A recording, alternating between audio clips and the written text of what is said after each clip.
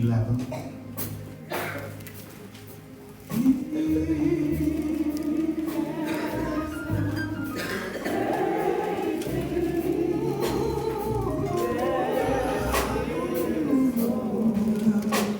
I've come to bless his soul. As I stand and think about, he's got a great name. Has he brought you through anything? He has done. He has done a great thing. Brought you through the storm and the rain. He has done great things. Heartache and pain. He has done great things.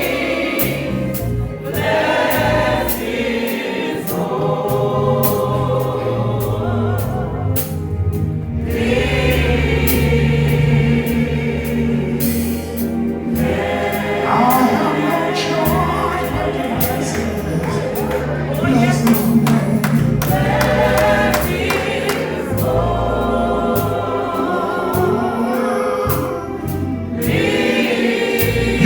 have my joy.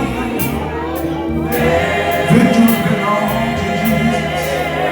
And I'm coming out with my hands blessed Lord.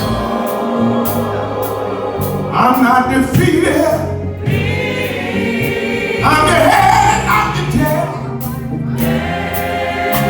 I'm above, not beneath. I'm the lender, not the bottom.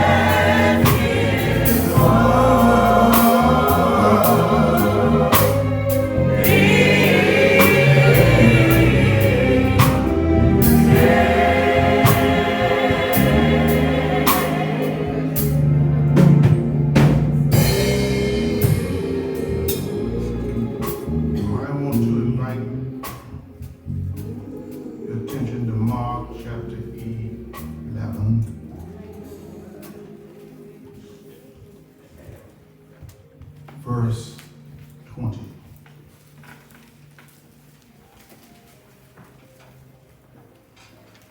And in the morning,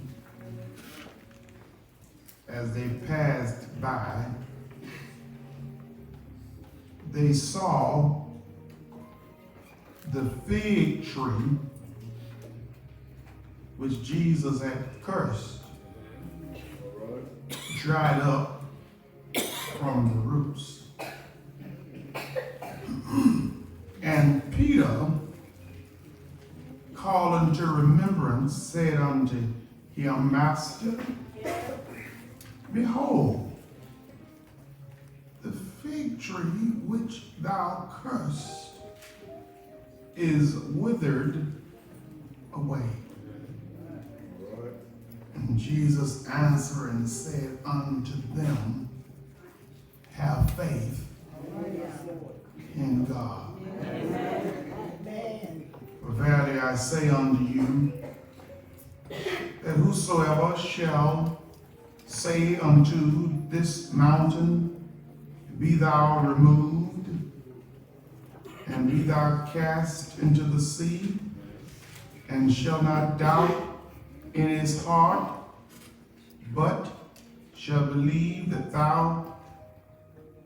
those things which said shall come to pass, he shall have whatsoever he said.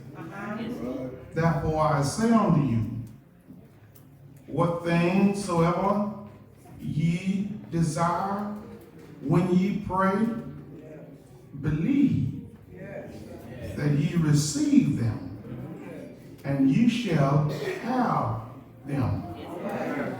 And when ye stand praying, forgive. You're going to stand praying, forgive if ye have aught against any, that your Father also which is in heaven may forgive you of your trespasses. But if you not forgive, neither will your Father, which is in heaven, forgive your trespasses. And I want to say thank you for standing, ushers. If I come up with a subject, I will announce it before the service ends. So as of now, I want to talk about verses 20 through 24. I have no subject, but if you would allow me to lecture today, I want to continue the teaching that we've had this week. Thank you, ushers.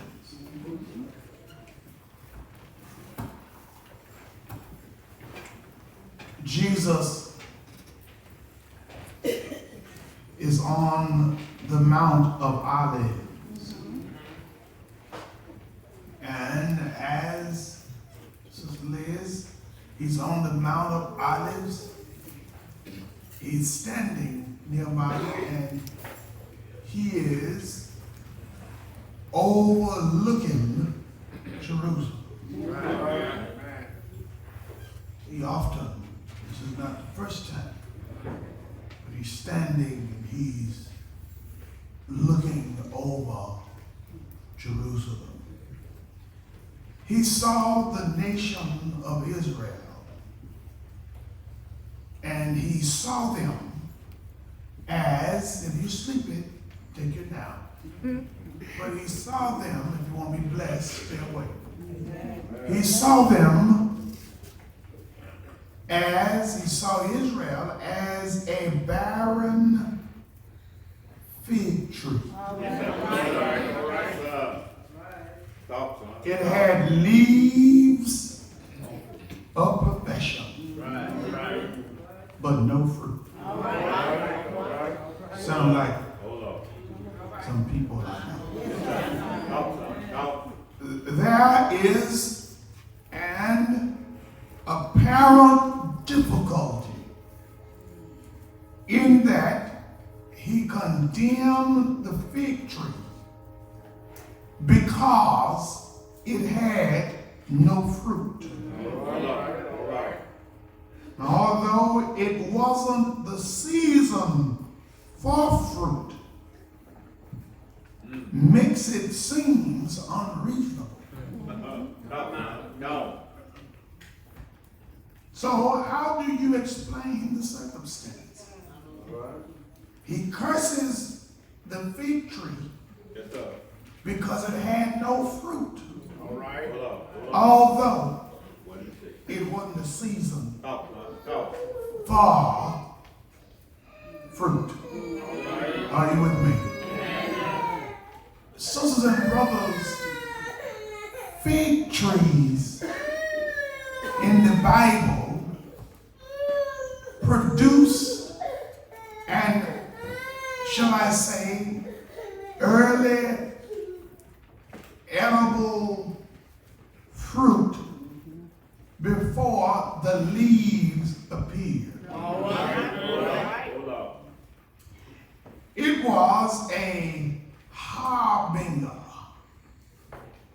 meaning at this time it ought to be a shadow, a bud of what would be coming. By now, it ought to be a little evidence that something is on the way. And if no early figs appeared, it was a sign that there would be no regular crop later on. So when Jesus came to the nation of Israel, there were leaves which speak of perfection, but there were no fruit for for God. There was promise without fulfillment.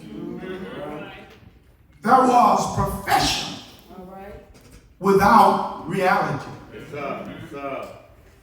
Jesus was hungry for some fruit, not physical. All right. As this text is somewhat suggesting. But he's hungry for fruit from the nation. Because there is no early fruit, he knew there would be no later fruit from that unbelieving people. So he cursed the fig tree. In fact, this is a picture. This picture, the judgment which was to fall upon Israel after his death. So although cursed, Israel was not cursed to perpetual barrenness. Jesus uses all of this as an opportunity to teach his disciples spiritual truths about prayer. So that's what he uses this opportunity of the text to teach them the power and the purpose of prayer. Not only is this about prayer, but it's about two other things. Faith and forgiveness. I told you go to sleep. See, we want to pray and think that prayer solves every problem. And in essence, it does. But then again, it doesn't. You can pray. But if, in fact, your heart is not right when you pray, your heart void out the value of your prayer. So your prayer can be a prayer of hot air if your heart is not right. So as Jesus stands on the Mount of Olives and look over Jerusalem, not many days from this, he's getting ready to head to Calvary. And so he wants his disciples to know that prayer is important. But prayer is empty, just filled with mere words. Yes, sir. Yes, sir. If your heart is not right. Maybe that's your problem. Maybe that's your problem. I'm not preaching long today because I don't feel like it. Maybe it is your problem. You're wondering what's happening. And you are yet praying. Maybe that's it. I just diagnosed your problem. Call me Dr. Franklin. From a medical standpoint. Because I just gave you a diagnosis and I'm going to write your prescription. And here is your prescription. And the pharmacist is you. And the pharmacy is in you. Because if you're going to pray, your vocabulary don't have to be right. people that got it confused. And you ask them about prayer, and the first thing they run to is they're inadequate to pray in public. Really, your dilemma is not your praying in public, but your dilemma is your praying period. Because it can be a public prayer or it can be a private prayer, but if you're not right on the inside, it's a worthless prayer. Are you praying worthless prayer? I'm about sick of people now. Want to hover around the idea that they can pray to God. What a privilege it is that we can carry everything in prayer. But there are some hindrances. Because you can pray mighty fine on the outside. Your lips can utter wonderful words. It is me, oh God. Not my mother, not my father, not my sister, not my brother, not my cousin, not the dog, not the cat, but it's me. And I'm praying to you today. But your heart is not right. That's why you got to be careful this morning about, I heard Courtney say the other night, and I taught y'all that, I don't know why she did it. But when Pastor Connor was speaking, asked her a question, she hollered out, God in my heart. And I teach you all better than that. All right. Because here is why you don't want to say that. Because it is a true statement. Yes, sir. Yes, sir. But you got to be careful using it as an excuse. All right. Because reality is that he does know your heart, but are you willing to let him change it? Come on.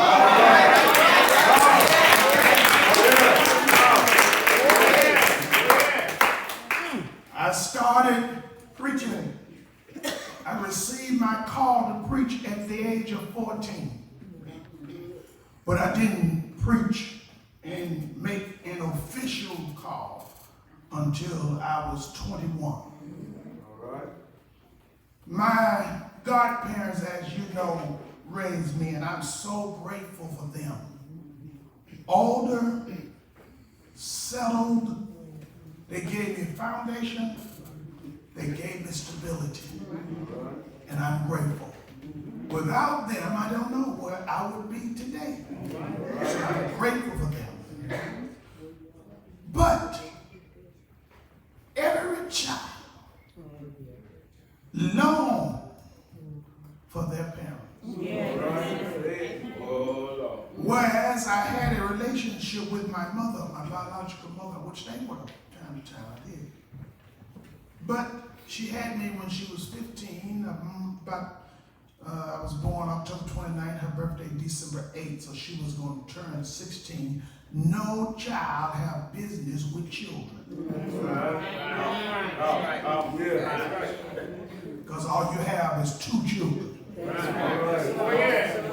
Thank God my godparents came along at 6 months old for me and became the lifeline. God knows how to throw out a lifeline. And so I'll say to you this morning, you don't have to be blood to love. Love is not a blood condition, it's a heart condition. I can't love them because they ain't my family. Your family, the Negroes, they don't really mean you no good. But God will send a stranger into your life for you to display love and turn around and receive love. If you believe family is so good, why so many people in the nursing home that got capable families and are able to do what they can do for them? I didn't say nothing was wrong with it, but some cases they don't have to be, but they are put there at the first sign of weakness because family will kick your butt out of your own house and take your name out there and say you're inadequate to live alone and I'm not going to live with you in your house.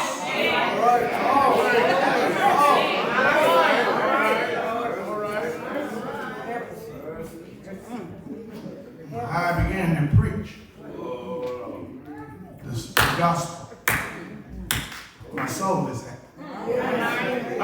As I begin to preach the gospel, I'm trying to let you go in about 10 minutes or less. As I begin to preach the gospel, see, you can't be a child of God and operate in the way that's only comfortable to you. Did you understand me? See, Christ will trouble you even when you feel comfortable. Are you paying attention? See, you can tell when you start growing in God. The norm is no longer norm. It becomes abnormal. You can't walk around and be messy and be sane at the same time. You can't walk around just because you have something on that costs a little more than somebody else, thinking that you are more than the next individual. All of us are about the same. Don't let the material things fool you. All of us are the same. One day we got to come down from this life and we will be pronounced dead. And what you have won't matter. God will be looking at the interior of an individual, not what he possesses.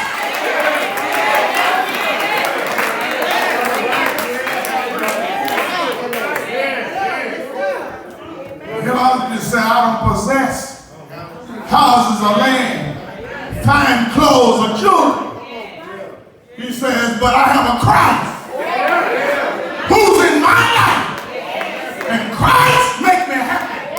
And somebody must was messing with him. He said, shut up! Christ is all! All in all! This world to me. One day I will be placed in some cemetery or another, and my material stuff won't matter. Somebody will perhaps fight over it. But here's the good part about it. And I'm getting too early for myself, but I got a reservation. And these reservations are not at your restaurant. I got some more reservations. And I signed that contract when I was a lad boy. Because I knew one day this life have to end. I don't know where I'll be when it ends, but it got to end. I don't know how old I'll be, but it got to end. I don't know what state of mind I'll be in, but it got to end. One thing I like about Christ will trouble your peace even when it is comfortable to you when it's not right. Because you know Satan will have you so fooled and bamboozled with ignorance that you can be wrong and on your way to hell and satisfied because you think you're right. That's just where I was. I professed my calling to the gospel ministry. And I had a form of malice in my heart from the absence of my biological parents. And it wasn't until I forgave them. Because see, many people use the word I'm sorry as a password. But I'm sorry means nothing when the heart says, I don't give a so-and-so. See, your heart got to be right. Your heart speaks louder than your words do, because your heart is what controls your action.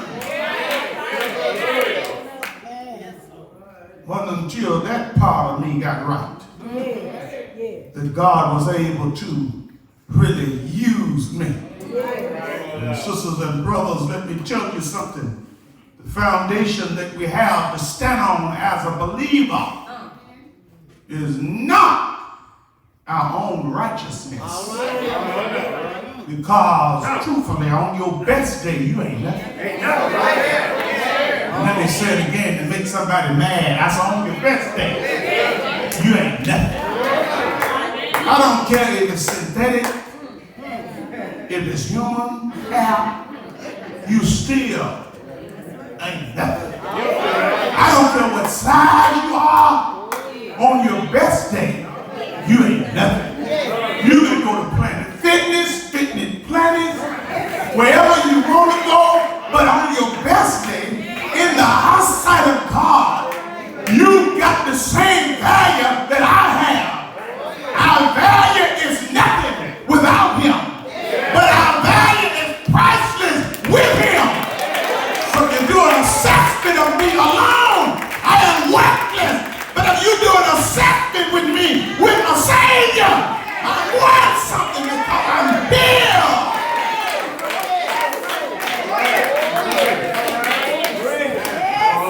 Jesus says to His disciples, I crushed the fig tree. But He says, I want to teach you about prayer. If you're going to pray and be righteous in your praying, and if your prayers are going to be heard, not only do you pray, but you got to have faith. If you're going to pray and not believe, hurry up what you can to pay for.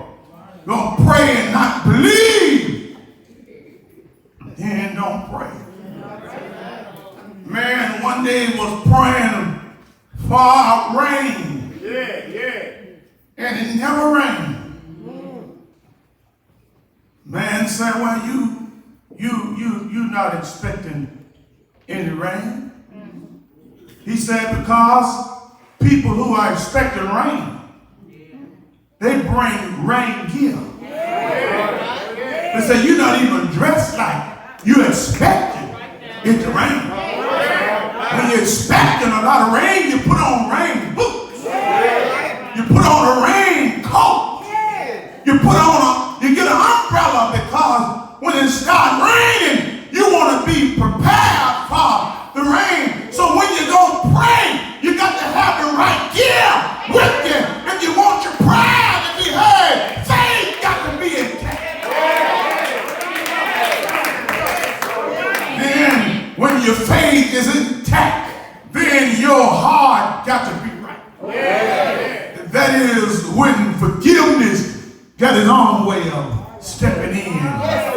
You are sitting here this morning with anger, malice, faithlessness within you. Save yourself some time tonight. Don't get down on your knees worrying God.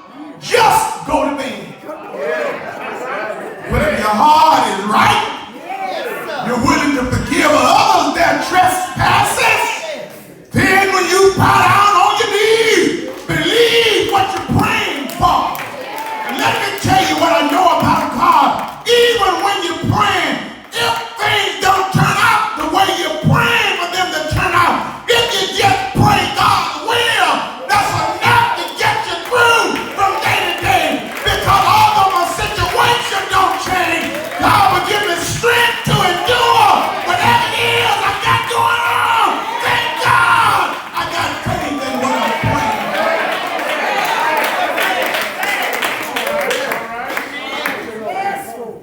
All right, now. When He descends from the Mount of Olives, He will be setting into motion certain events that will climax His death on the cross.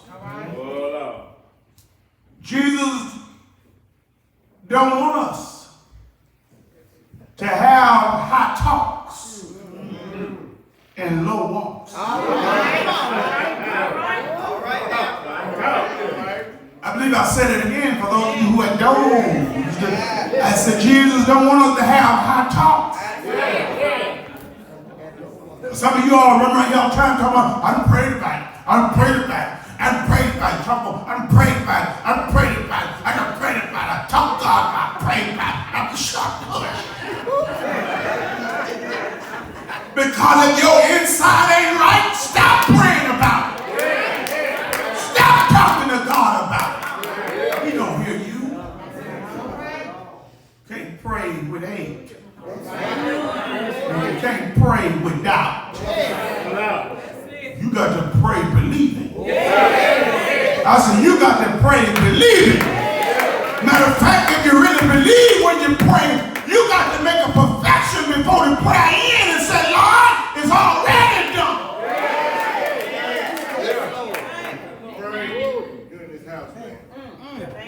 So, prayer has its condition. Verse 22 and 23, faith in God. Yes, sir. It's a condition. Verse 24, expectancy is a condition.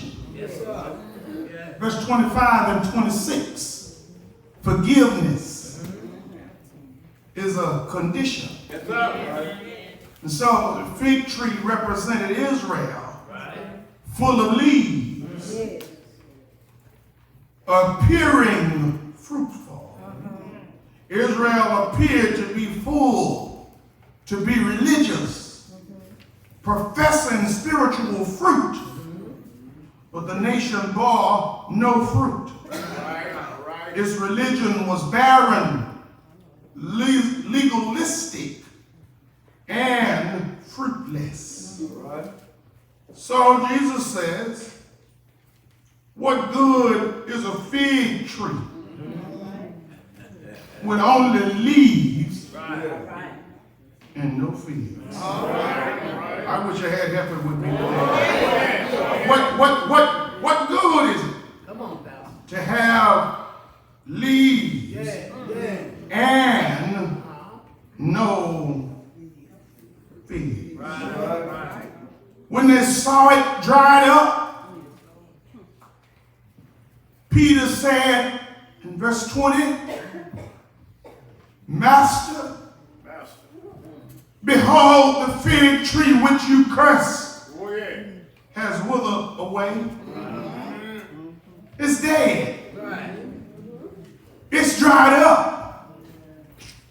It's decayed.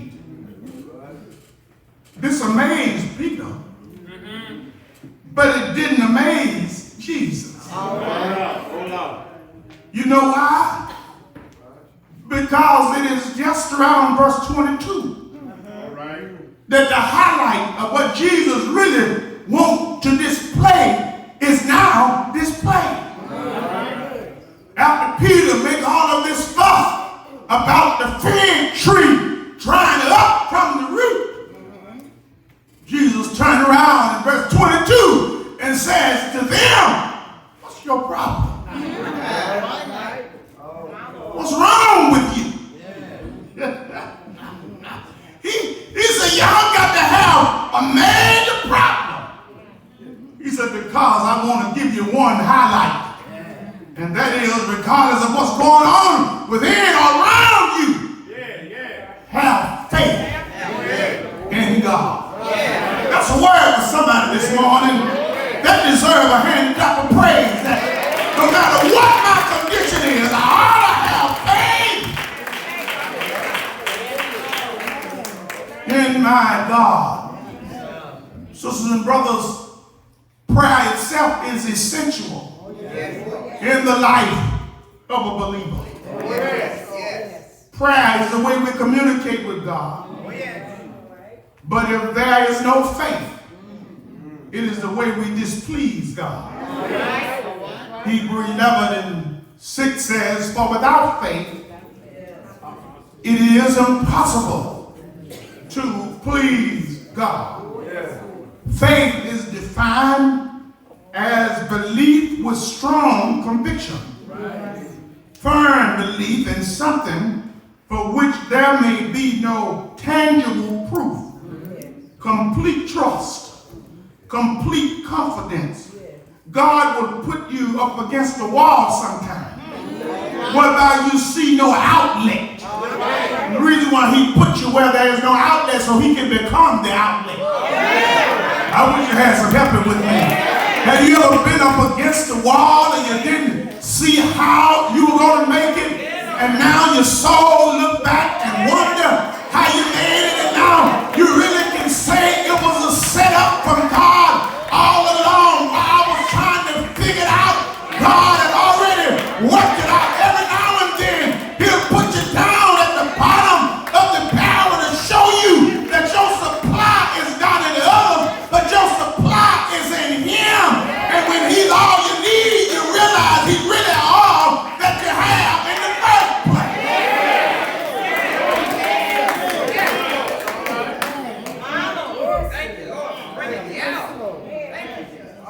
So the prerequisite for a productive prayer life is faith. Yes. So in our text, Mark 11, Peter was surprised at the answer to Jesus' prayer in cursing the fig tree. Yes. He was surprised at both All right. the effectiveness Yes. and the quickness Yes. of the answer to Jesus' prayer. Yes. Yes. Jesus cursed the tree in faith All right. that God would hear his prayer. Oh, yeah. Oh, yeah. Faith is important. Yes. Yes. Verse 22, the object of faith got to be noticed. The object of faith is God himself. Oh, yeah. Oh, yeah. See, the object of faith is God himself. See, the critical words are, in verse 22, when he said have faith, he didn't say have faith in faith. He said have faith in God. Jesus didn't say have faith in faith because there is no faith in faith. Faith has to be in an object. And the object of our faith is in God. I want to ask you this morning, where is your faith? Because faith have no value by itself.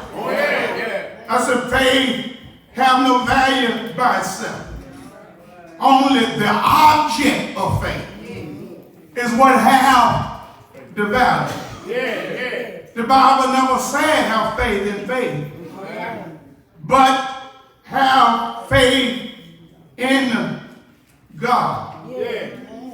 That means you have faith in faith, you have nothing. But if you have faith in an object, God, you have everything. So the object of faith is God. Then the purpose of faith. Verse 22, the A&B clause says, if you got faith in an object, then your faith have purpose. And that is, you can speak to remove mountains. Oh, I wish I had help with me. See, be mindful of this. Faith has no power. It is the object of where faith is that have the power. So really what it's saying is have faith in God. And the purpose of the faith is to remove mountains, which is to insinuate whatever you need to happen. The God of your faith can get it done because you are too inadequate to do it by yourself. If you try to lean on your own strength, you If you try to lean on the law, you'll wonder why you're still standing. Matter of fact, that's somebody's testimony this morning. Out of all these years on the battlefield, knocked down and buked and scorned, but I'm still standing. What reason I'm still standing is because I have faith in the right object. Matter of fact, let me tell you, you have no choice but to have faith in the object.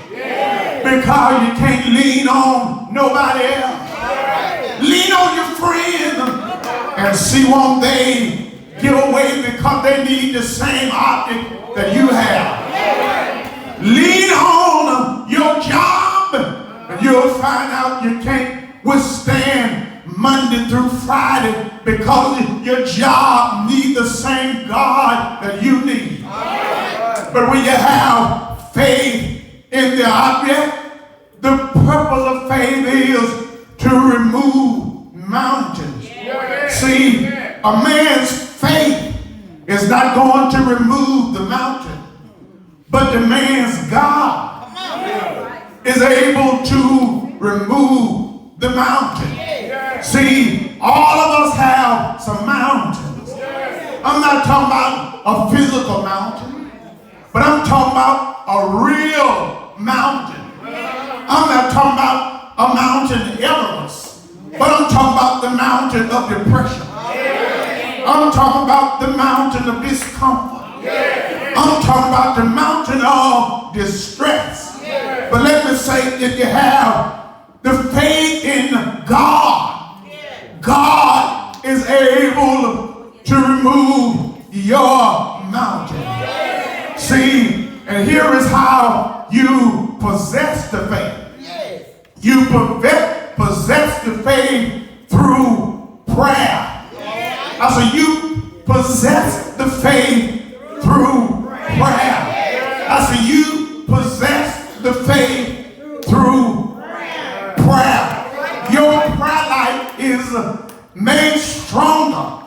Your faith is made stronger through prayer. How is that done? By not doubting, verse 24, in your heart, but believing in God's authority. See, you learn to have faith in God as you pray. Because when you pray, you are simply communing with God. See, the more you pray, the more you commune with God, the closer you become with God. Remember in verse 23, Jesus says, whosoever shall not doubt, but believe that those things which said shall come to pass, he shall have whatever he asks. Now what that simply means is you can't have whatever you ask in your simple terms. But it simply means whatever is in the will of God for you to have, you're going to get it. I wish I had help with me. See, there are some things you receive that you did not deserve. But because God was the object of your faith, you were able to have them. And that's the result of faith. See, when you pray and when you have faith and when your heart is right, you shall have whatever it is that you've been praying. So I want to tell somebody, if you want to move mountain, tell the mountain, get out of my way. See, really what you're doing, you're not speaking to the mountain in your own strength. But what you're doing is you're going to the mountain under the unction of the Holy Spirit. And when you got God speaking on your behalf, who is it that can stand up against God? What sickness can stand up against God? Tell me what depression can stand up against God. Whatever it is you got going on, if you tell God about it, He's able to see you through. I was glad help me with it this morning. I said, God is able to see us through. Maybe God, but God is able to see us through. You may feel weak, but God is able to see you through. Have you ever caught Him in the midnight hour when your back was up against the wall? Won't He give you strength to endure your struggle? Won't He give you strength to withstand your storm? Have you ever been in a place where you wondered how you were going to make it out? But when you were just about to give up, seemed like you got strength from out of nowhere. That's what I like about God. When you call on Him, He knows how to come. Won't He come? I said, won't God come? I want Him come just when you need Him most. He'll step right in. I say He'll step right in. I believe I encourage you this morning. Jesus said to His disciples, don't have faith in each other. Don't have faith in the victory, but have faith in God. God is able. I said, God is able. I said, God is able to see you through. Anybody ever tried it? Anybody ever tried it?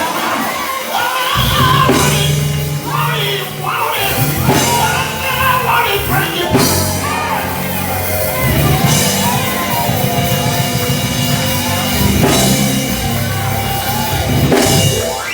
The door, that's enough. The door of the church